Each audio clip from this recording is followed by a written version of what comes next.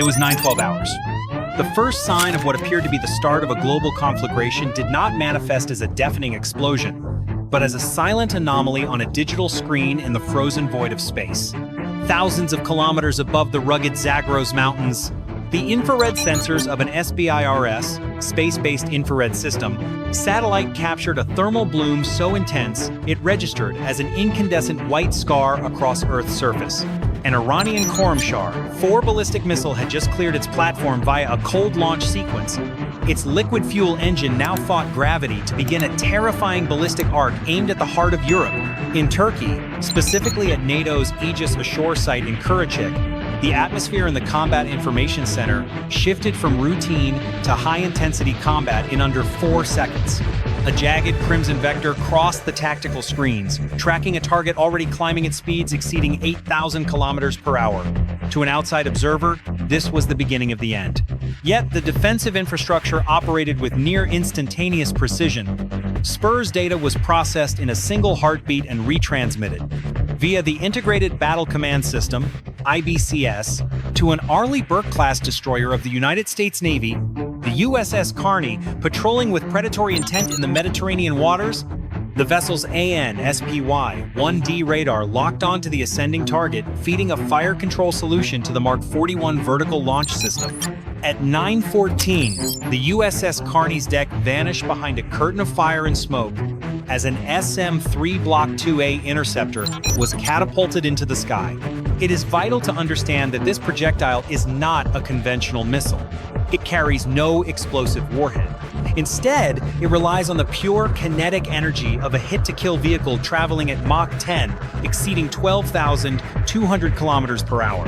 3 minutes after launch, at an altitude of 100 kilometers on the very edge of space, the SM-3 collided with the Khorramshahr 4, transforming the sophisticated Iranian threat into a harmless cloud of incandescent titanium and aluminum dust.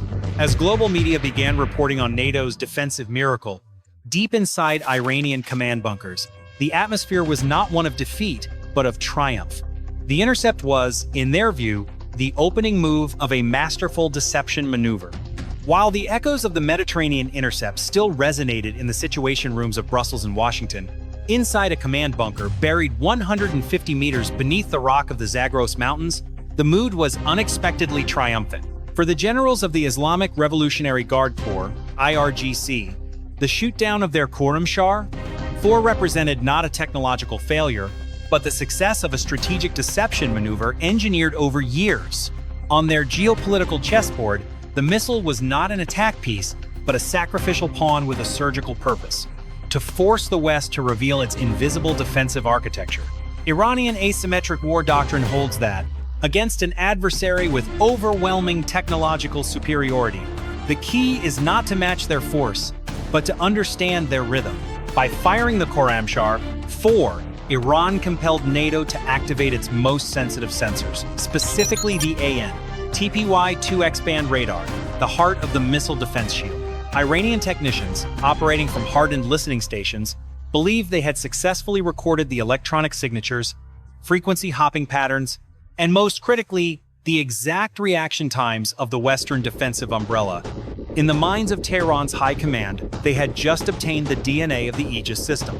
Yet the plan went beyond signals intelligence. SIGINT. The strategy sought to generate overconfidence in the Pentagon that would trigger an aggressive deployment. The Iranian high command anticipated that, facing the threat of further launches, U.S. carrier strike groups would push closer to the Iranian coast to establish a security cordon. It was in this scenario that the real trap was meant to snap shut. Waiting in meticulously prepared kill zones, thousands of Zulfiqar-class anti-ship missiles and swarms of Shahed 136 suicide drones awaited the order to saturate U.S. naval defenses through massive swarm attacks. Iranian generals were confident that, once the enemy was at close range, no radar technology could process thousands of simultaneous targets attacking from multiple vectors. Iran firmly believed it held the initiative, operating under the premise that they had lured the hunter into a cage of its own making. Yet this perception of victory rested on a fatal assumption: the belief that they controlled the flow of information. The tactical reality beneath the surface of this confrontation was diametrically opposed to the perception held by the generals in Tehran.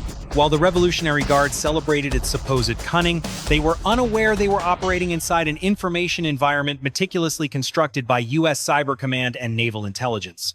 For nearly 8 months, Washington had executed a high-fidelity counterintelligence operation known as Digital Shadow. Through this sophisticated maneuver, U.S. intelligence deliberately leaked top-secret documents into Iran's internal military networks. These files, designed to be discovered by Iranian intelligence services, suggested that the SM-3 interceptors possessed a critical software vulnerability, a flaw in the guidance algorithm that could only be exploited if the attacking missile was launched from a set of highly precise geographic coordinates within Isfahan province. Eager to capitalize on this supposed weakness, the Iranian command made a fatal decision. To ensure the effectiveness of their trap, they moved their most valuable production and launch assets, including the Hajj Qassam and Khaibar Shekin mobile missile systems, out of the security of their deeply buried mountain missile cities. They relocated them to a narrow geographic corridor known as the Needle. In doing so, the Iranians believed they were exploiting a flaw in Western armor. In reality, they were walking into a staged scenario where their every move was observed by the never-blinking eyes of the National Reconnaissance Office, NRO. While Iranian launch crews celebrated what they believed was a successful intelligence-gathering mission, a KH-11 Kennen reconnaissance satellite repositioned directly over the Needle. This satellite, equipped with an optical suite capable of resolving the digits on a wristwatch from space, was not watching the vacant launch pad. Its infrared and multispectral sensors were locked onto the thermal signatures of underground ventilation fans and heavy lift equipment located just 3 kilometers north of the launch site. These thermal fingerprints confirmed the exact location of the IRGC's most secret mobile production center, a facility that had remained hidden for years. The data was instantly encrypted and transmitted to an E-11A BACN aircraft of the Air Force circling over the Persian Gulf. This aircraft served as the battlefield's universal translator, fusing the satellite's high-resolution imagery with real-time signals, intelligence, delivering a god's-eye view directly to the strike fleet already in position. Exactly 15 minutes after the debris of the Iranian missile disintegrated over the Mediterranean, the United States Navy initiated a response that sought not retaliation, but the total rewriting of the rules of engagement in the Middle East. What followed were 23 minutes of tactical execution, so precise it seemed, drawn from a laboratory simulation. The first act of this steel drama came not from the sky, but from the abyssal depths. 200 miles off the Iranian coast, the ocean surface erupted suddenly as the USS West Virginia, an Ohio-class nuclear-powered submarine, initiated a high-tempo launch sequence. This was no nuclear strike, it was a conventional steel rain. A dozen UGM-109 Tomahawk Block 5 cruise missiles broke the surface, propelled by booster rockets before their small turbofan engines ignited to stabilize flight. The Tomahawk Block 5 is a technological marvel, essentially a $2 million flying computer equipped with the JMUS, Joint Multi-Effects Warhead System. Warhead. These projectiles do not simply fly toward a static coordinate, they think their way through terrain. Using the TERCOM, Terrain Contour Matching System, and a jam-resistant GPS suite, the missiles hugged the valleys of the Iranian coast, flying below the detection range of any conventional radar.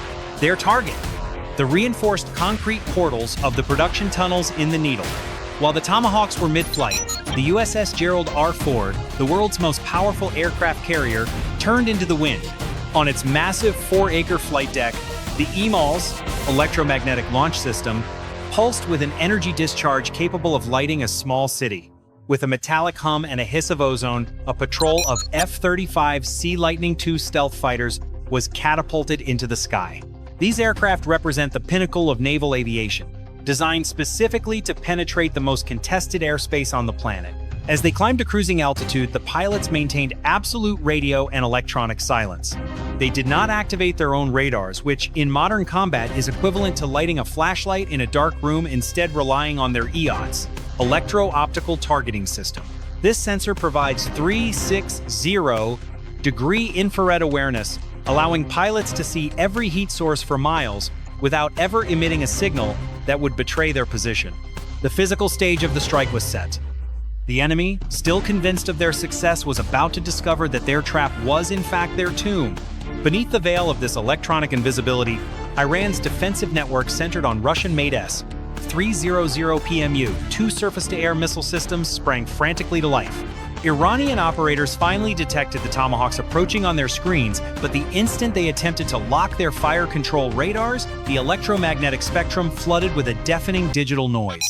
An EA-18G Growler, operating from the same deck of the Gerald R. Ford, had activated its next-generation AN/ALQ-249 jamming pods.